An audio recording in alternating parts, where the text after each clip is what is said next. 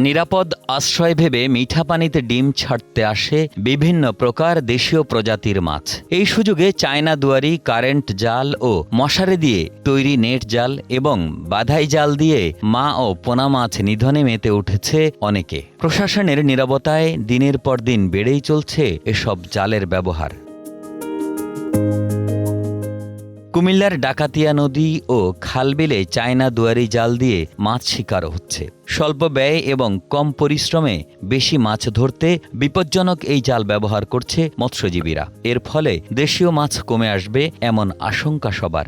আমাদের নদীতে আগে অনেক ধরনের মাছ পাওয়া যেত, এখন চায়না দুয়ারি জালের কারণে নদীতে ছোট বড় সব মাছ একবারে ঢুকে যাওয়ার কারণে নদীর যে দেশি প্রজাতির মাছগুলো পাইছে এখন পাওয়া যায় না।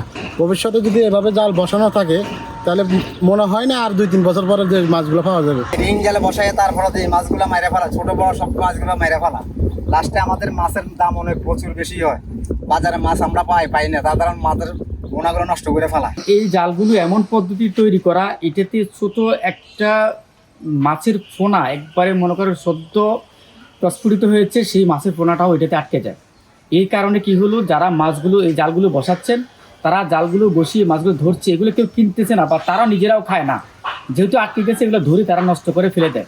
মনোহরগঞ্জ উপজেলার মৎস্য কর্মকর্তা জানান, অবৈধ এসব জালের বিরুদ্ধে অভিযান অব্যাহত রয়েছে এবং ভবিষ্যতে এই কার্যক্রম আরও জোরদার করা হবে। ও সর্বনাশা জালের বিরুদ্ধে আমাদের অভিযান অব্যাহত আছে এবং ভবিষ্যতে এই কার্যক্রম আমরা আরো জোরদার করব, যাতে মনোহরগঞ্জবাসীর জন্য দেশীয় ছোট মাছ প্রতিনিয়ত তাদের পাপে উঠতে পারে, সেই প্রচেষ্টা অব্যাহত থাকবে। বসুন্ধরা ডায়াপেন্ট এখন আরো উন্নত।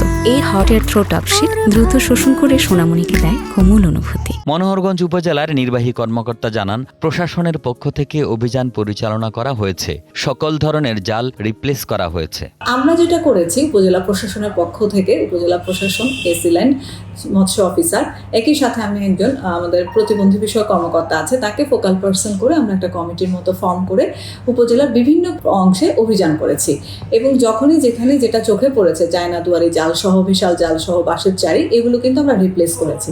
সমস্যা যেটা দাঁড়িয়ে গেছে যেটা হচ্ছে, আমরা রিপ্লেস করে আসি, 2 দিন পর আবার তারা সেটা স্থাপন করে। তো অনেকটা হচ্ছে কি তাদের সাথে আমাদের একটা লুকোচুরি খেলা খেলতে হচ্ছে। আমাদের অভিযান অব্যাহত আছে, কিন্তু আপনারা জানেন সামনে শারদীয় দুর্গোৎসব সহ বিভিন্ন কার্যক্রমেও আসলে আমাদের ইনভলভমেন্ট থাকতে হয়। তবে আমরা আমাদের অভিযান থামাচ্ছি না, আমরা এই বিষয়ে কঠোর আছি। আর চায়না দুয়ারি জাল সেটা আসলে আমার যেটা অবজারভেশন, আমরা যদি এটা রুট থেকে, অর্থাৎ আমাদের মার্কেটিং লেভেলে এটা যদি না আসে, এটা যদি লোকে কিনতে না পারে, তাহলে এই বিষয়টা কিন্তু সমাধান করা আমাদের জন্য সহজ হতো। এখন এটা বাজারে আশেপাশে সব জায়গায় অ্যাভেলেবেল, এই অ্যাভেলেবিলিটির কারণে এই সমস্যাটা দেখা দিচ্ছে। আমরা এগুলো জেলার মিটিংও বলেছি, আশা করি সেখান থেকেও একটা পদক্ষেপ হবে, আমরা এই বিষয়টা থেকে, সমস্যা থেকে মুক্তি পাব। স্থানীয় বাসিন্দাদের মতে অবৈধ জাল ব্যবহার বন্ধ না হলে দেশি মাছের সংকট দেখা দিবে। তাই এসব জাল ব্যবহার বন্ধে প্রশাসনকে আরও কঠোর হতে হবে। কুমিল্লা থেকে শাহাদাত হোসেনের পাঠানো তথ্যচিত্রে ডেস্ক রিপোর্ট, কালের কণ্ঠ।